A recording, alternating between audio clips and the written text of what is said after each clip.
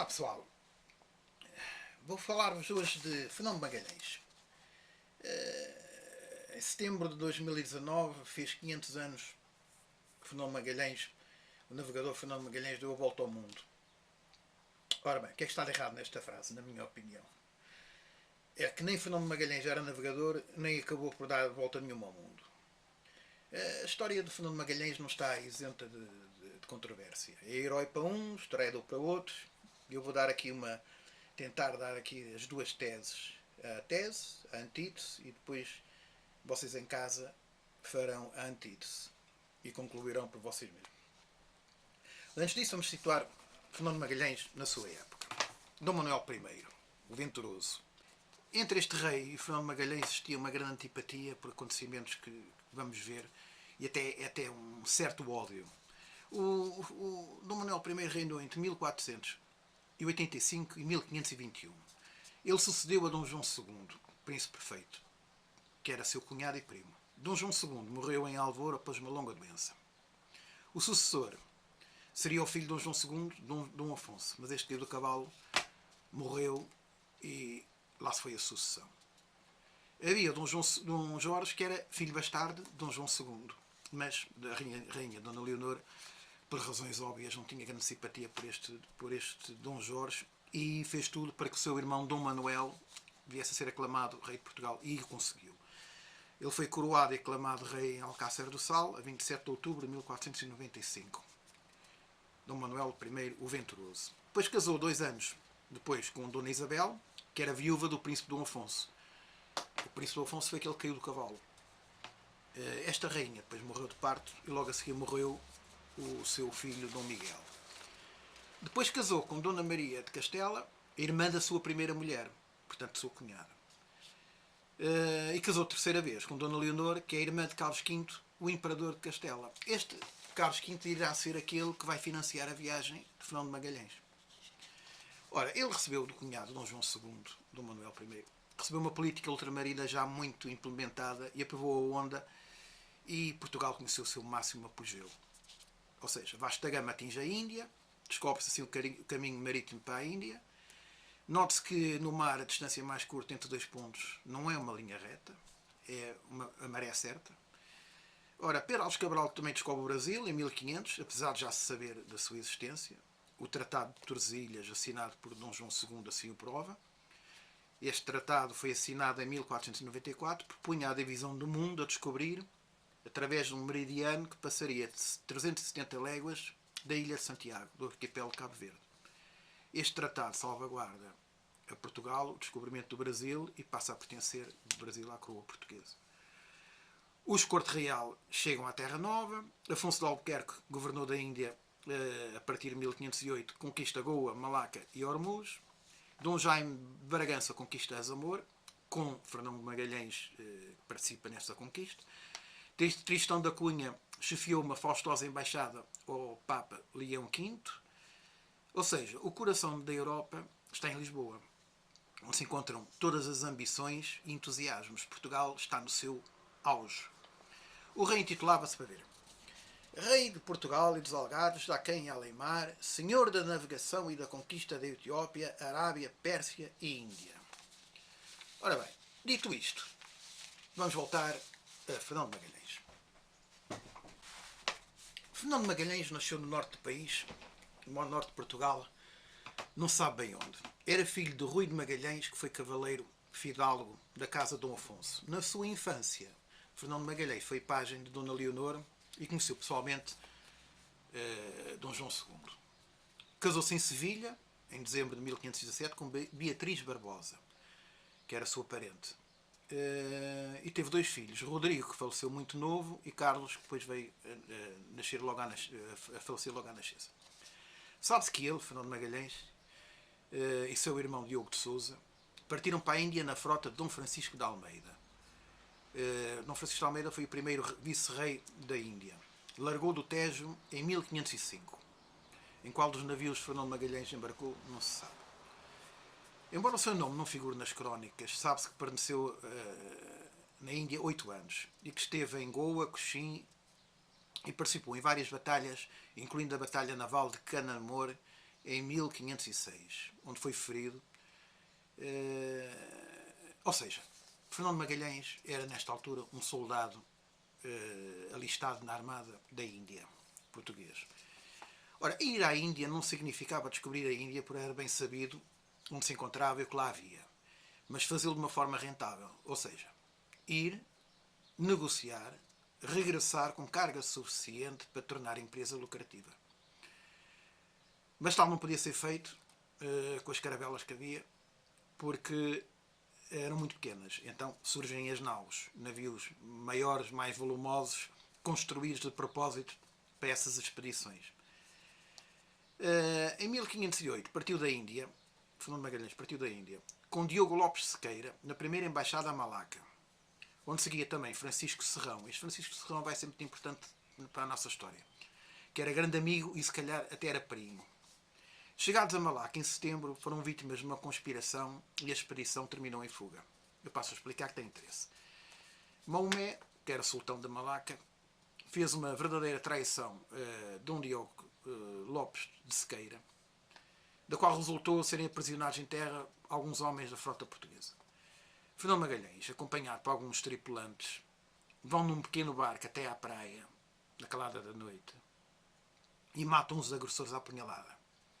Salvaram assim alguns portugueses, entre os quais Francisco Serrão, o tal grande amigo e possivelmente primo dele. Este Fernando Serrão ia ficar-lhe grato a Fernão de Magalhães até à morte. Para trás deixaram só 19 prisioneiros. A sua atuação valeu-lhe honras e até uma nomeação, promoção. Ora, quis Fernão de Magalhães regressar a Portugal de visita em princípios de 1500. Um naufrágio atirou-o para os recifes de Pádua, Itália. Ele e os tripulantes do navio conseguiram a muito custo atingirem uma pequena ilha deserta. Não restava nada a não ser um pequeno batelo, um pequeno bote. Pois é precisamente na única e pequena embarcação, onde não cabiam todos os náufragos, que os oficiais se preparam para atingir terra habitada uma vez que os ventos estão de feição. Zarraia miúda, os portugueses, não confiavam nos seus superiores e receiam que estes o abandonem e que abandonem os náufragos à sua sorte. Há, porém, um oficial, que é Fernão de Magalhães, que não colabora nessa cobardia, porque para eles os marinheiros são todos irmãos na mesma nascença e na mesma desgraça. Diz ele: nada temeis que eu ficarei convosco, diz ele aos náufragos. Contudo, aquela gente humilde desconfiou de Fernão de Magalhães, porque este demorava-se muito a bordo do bote, onde carregavam água, biscoitos e comida para vários dias. Senhor, diz um dos marinheiros, então não prometeste ficar connosco? E ele: sim, e aqui vou. E segundo reza a crónica, que ele mesmo escreveu depois, ele ficou na ilha deserta com os tripulantes. Os oficiais atingiram Cananamor ao fim de 8 dias no mar. O resto dos tripulantes ficaram à espera e Fernão Magalhães manteve-os em ordem com o seu prestígio e confiança. Dom Afonso de Albuquerque, quando soube, mandou logo uma caravela em busca dos náufragos, que recolheu e ainda recolheu a mercadoria toda que estava seca e guardada por Fernão de Magalhães. Todo o dinheiro que podia economizar pretendia Fernão Magalhães aplicá-lo no negócio dos produtos do Oriente. Não podendo ele próprio negociar, devido à sua vida instável, ele fez o que os outros faziam, que é emprestar dinheiro a juros. E emprestou 100 cruzados a Pedranos, de acordo com uma escritura lavrada na Índia, em Cochin, 2 de outubro de 1510. Ele esperava duplicar esse dinheiro, uma vez que os juros eram de 100%. Esta percentagem deixa de parecer exorbitante se tivermos em conta que os produtos do Oriente, a pimenta, traziam lucros na ordem dos 500%. Ora, o empréstimo era reembolsável em Lisboa e Fernão de Magalhães embarcou para Lisboa ou para matar saudades ou para cobrar a dívida. A verdade é que Pedro Anos não lhe pagou e então Fernão de Magalhães teve que o meter em tribunal e enquanto decidia esse litígio ele ficou sem dinheiro e então alistou-se na frota do Duque de Bragança, Dom Jaime, que então se propunha a conquistar Azamor. E não há dúvida que entrou nessa primeira conquista, nessa batalha, porque lhe mataram um cavalo a lançadas e ele sofreu um acidente, partiu uma perna, como ele próprio depois conta numa carta dirigida ao rei. Ora, depois da conquista da cidade, João Soares, então comandante de Azamor, quis compensá-lo por causa dessa ferida da perna e deu-lhe o cargo de quadrilheiro-mor. Esse cargo de quadrilheiro-mor trazia-lhe como participação nas apreensões de escravos e gados feito ao inimigo. Era uma percentagem sobre o valor dos saques. Fernão Magalhães ia colher no norte da África a recompensa do muito que lutar e sofrer na Ásia das especiarias. Mas parecia que Fernão Magalhães nasceu de má sorte, porque o muito invejado lugar de quadrilheiro-mor transformou, ou melhor, levou Fernão Magalhães a passar para o serviço do rei de Castela, Carlos V, e assim trair o rei Dom Manuel I. Ora, como e porquê? Vamos ver. Em março de 1514 desencadeou-se uma contraofensiva por parte dos mouros para expulsarem os portugueses da Azamora. E aqui é que entra a verdadeira história de Fernão Magalhães. O ataque falhou e deu lugar ao alargamento da esfera de influência dos portugueses em Marrocos. Eles levaram as tropas portuguesas à província da Eia e uma das maiores conquistas de sempre do norte da África, do ponto de vista material, pelo menos, porque o inimigo abandonou às mãos dos portugueses cerca de 200 mil cabeças de gado e 3 mil camelos e cavalos. Olha, era uma oportunidade excepcional para os quadrilheiros-mor para obterem uma quantia assim já apreciável. E quem eram os quadrilheiros-mor? Era Fernão Magalhães e Álvaro Monteiro, que honestamente, segundo diz Fernão Magalhães, procederam à recolha e à partilha dos bens apreendidos. Bem, mas propagou-se um boato, verdadeiro ou não, que Fernão Magalhães, na calada da noite, vendeu 400 cabeças de gado aos mouros. Entretanto, falece Dom João de Menezes e Fernão Magalhães regressa a Portugal a 15 de maio. E em Portugal solicita uma audiência com o rei, com Dom Manuel I.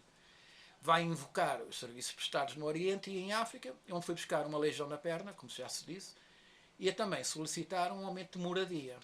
Moradia era uma pensão. Ele recebia 200 reais e ele quis um aumento para um cruzado.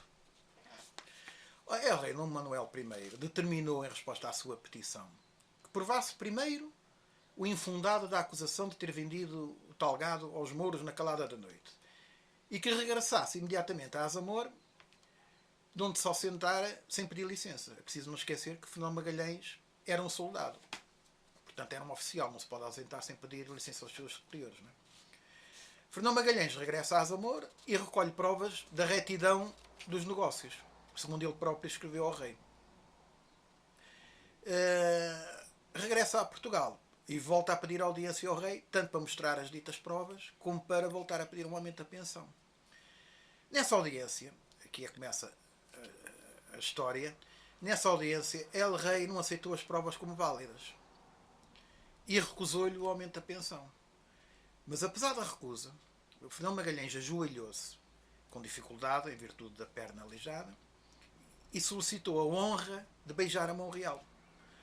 Dom Manuel não estendeu a mão, voltou-lhe as costas e retirou-se sem mais uma palavra. E Fernão Magalhães saiu desta audiência mais vexado do que se tivessem açoitado em público. O rei trataram-o como uma pessoa indigna. A partir desse momento, Fernão Magalhães era um homem ressentido e rancoroso. Passou-se mais ou menos um ano, desde essa entrevista com o rei. Aquele seu grande amigo, Fernando Serrão, escrevia-lhe das Molucas a dizer que aquelas regiões eram ainda mais valiosas que a parte da Ásia que Vasco da Gama tinha descoberto. Serrão entendia que as Molucas seriam presa fácil para Portugal e escreve então ao rei para que ele exercesse soberania na terra do maluco. Bem, mas Dom Manuel nunca veio responder à carta, segundo se consta. Porque não lhe interessavam as Molucas. E porquê? Já vamos ver porquê. Fernão Magalhães queria aumentar os seus rendimentos. Ele vivia da pensão e esta não chegava para os gastos. As cartas de Fernando Serrão excitavam-lhe a imaginação e começa então, uma vez que não tinha nada para fazer, a frequentar o Paço, que lhe proporciona contacto com os capitães, com os navios que entram e saem e que trazem as novidades do Oriente. E é durante um desses passeios que Fernão Magalhães conhece e estabelece relações com um dos homens mais sábios do mundo e Portugal. Ora, quem é este? Rui Faleiro, que é um sábio, foi o primeiro a descobrir um método de determinar com exatidão matemática a longitude e a altitude em alto mar. E apesar de todo o seu saber, nunca conseguiu idealizar um ideal bem pequenino para ele, que era ser nomeado astrónomo real. Dom Manuel sempre lhe negou essa mercê. E Rui Faleiro achava-se com direito a esse cargo. Assim, tal como Fernão Magalhães, era um rancoroso e nutriam um ódio de morte pelo Dom Manuel I, tal como Fernão Magalhães. Não admira que eles se tornassem amigos. Ora, a ideia de ir às Molucas fazer um negócio de especiarias era velha para Fernão Magalhães, já era uma ideia velha. Esta ideia ainda vem da época em que eles estiveram em Malaca. Mas as cartas de Serrão apenas serviram para avivar essa memória. Naquela época não era qualquer um que podia armar um ou dois navios, levá-los à aventura por estes mares, numa viagem mercantil, mesmo que pudesse arcar com todas as despesas e com todos os riscos. Não se podia navegar para os mares do Oriente sem licença do rei. Sou pena ser perseguido e afundado como um pirata. Ora, não era impossível a Fernão Magalhães obter um empréstimo, um financiamento qualquer particular para armar um ou dois navios e ir às Molucas. Mas tinha de ter a licença del rei. E ele não lhe ia dar a licença por aquilo que se sabe. E também não lhe ia dar a licença para ele se ausentar do país, uma vez que recebia a pensão do rei e tinha que estar no país para a receber. E o pior era que tinha que navegar por mares onde as armadas portuguesas podiam perseguir, matar e afundar. O que de facto aconteceu quando ele saiu de Sevilha para fazer a circunnavegação. Ele foi perseguido pela armada portuguesa. Isso é mais para a frente. Bem, um dia o Rui Faleiro disse-lhe, em tom de confidência: posso ensinar-te a ir às Molucas sem passares pelos domínios de Portugal. Ora, estas palavras impressionaram logo Fernão Magalhães. Ninguém punha em dúvida o alto saber do cosmógrafo. Toda a gente escutava como se fosse um oráculo. Fernão Magalhães perguntou-lhe como é que isso era possível. Rui Faleiro respondeu-lhe: é fácil, é pelo Ocidente. Ora bem, Fernão Magalhães teria replicado que pelo Ocidente era impossível. Do Polo Norte ao Polo Sul, um continente imenso fechava o Atlântico pelo lado oeste. Ainda se houvesse uma passagem qualquer nesse continente, não é? Mas isso parecia provado que não havia passagem nenhuma, porque os espanhóis estavam fartos de procurar esse passo, como eles chamam, sempre com resultados negativos. E foi então que o Rui Faleiro lhe disse: mas esse passo existe. Está situado a 40 graus de latitude sul, basta descer um pouco a costa do Brasil e encontra-se esse passo. Ora, Fernão Magalhães tinha que acreditar. O Rui Faleiro desfrutava da liberdade de manusear toda a documentação secreta da Tesouraria de Lisboa. Era lá que ele ia buscar os elementos para os seus estudos náuticos. Ele tinha livre acesso. E assim o Rui Faleiro trouxe a Fernão Magalhães documentos que ele roubou à Tesouraria com informação pormenorizada do falado estreito. O que é que dizia? Este estreito foi encontrado uns anos antes pelos portugueses, que, navegando muito ao sul ao longo da costa do Brasil, viram-se inesperadamente numa grande enseada. Ora, rumando em poente, em busca da costa, não acharam a costa. Estavam numa vasta passagem à semelhança de Gibraltar. Evidentemente a tão procurada passagem do Atlântico para o Pacífico. Estes navegantes declararam que não puderam atingir esse último oceano por serem assaltados por uma imensa tempestade que os obrigou a retroceder, mas registaram-na nas cartas. Ora bem, a Portugal e ao rei Dom Manuel não convinha a divulgação desses dois oceanos, deste caminho. Por isso, este segredo estava trancado a 7 chaves. E por que não? Porquê é que não convinha a divulgação entre estes dois oceanos? Porquê? Ora, porque as Ilhas das Especiarias, que eles falavam, situavam-se numa zona do globo que, pelo Tratado de Tordesilhas, pertencia à Espanha. Se a Espanha descobrisse esta passagem, atingiria as Molucas por um caminho mais rápido e mais curto e podia assegurar-se das ilhas sem precisar de atravessar o Índico, onde dominavam as frotas portuguesas.